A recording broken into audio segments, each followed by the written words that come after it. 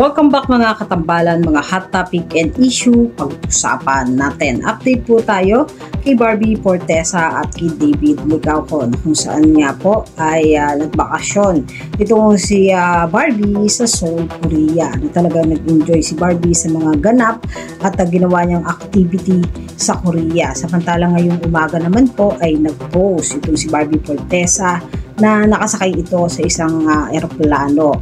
At may post din siya na may isang tent na nakalagay yung pangalan nitong si Barbie at mukha nga na may taping si Barbie Fortesa. At ipinost din ni Barbie ay yung close up. Ayan, moving closer, coming up, new your chance to see Barda and Philip live enough close. Ayan, ang post nitong si Barbie. At ang isa pa ay si Ashley na mga naibig sa bahay ni Kuya na muling babalik sa loob ng bahay at magkakaroon nga notohan kung sino ang babalik na duo sa loob ng bahay ni Kuya. At kabilang nga itong si Ashley sa mga iboboto at pinost nga ito ni Barbie sa kanyang social media account. Samantala nga si David Licauco naman may post din na napaka-guwapo at ito nga po ay ang Freeview PH na kung saan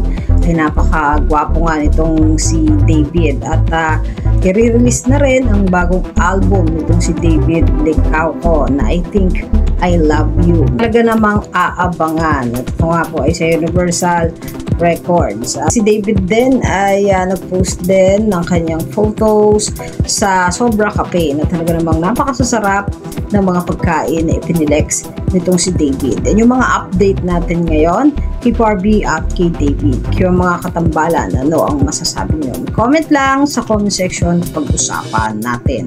Yan ang mga hot topic and issue dito lamang sa Tambalang Chiki.